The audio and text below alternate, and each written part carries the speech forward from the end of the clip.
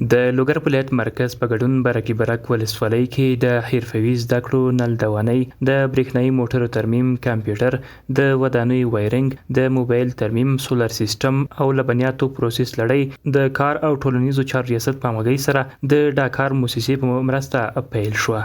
ورته مهال مسؤلین وایي په دې روزنیز دوره کې 300 تنه ځوانانو ته د 2 میاشتو لپاره زده کړې ورکول کیږي چې په بشپړېدو سره به په اړونده برخو کې په فارغ شوو باندې وسایل هم وویشل شي.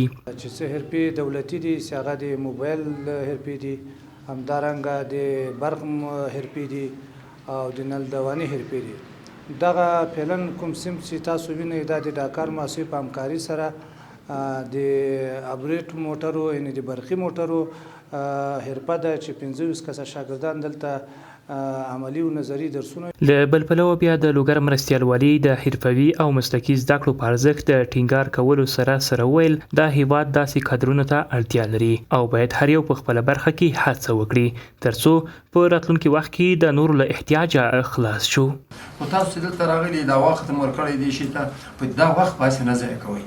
وخت کې به کوشش وکړئ، د دې لپاره به کوشش وکړئ چې آینده به هم په سوچ کې ولرئ ترڅو به موږ له بل چا نه له اندوان هم راولو. داسې ورځ به راسي دا تارونه به دلته په کابل کې جوړېږي، دا کارخانې به دلته وي، تاسو بیا هغه څوک یئ چې په دې کې به تشخیص کړئ چې دا یې ښه ده دا یې ښه نه ده. دا هم باید وپېژنئ. د یادولو وړ ده چې تر دې وړاندې هم سلګونه تنه ځوانانو د کار او ټولنیزو چارو ریاست تر اغېز لاندې په حرفوي برخو کې زده کړې ترلاسه کړې وې او په بازار کې په بېلابېلو برخو کې ورته کاري چوپړ برابر شوی ده.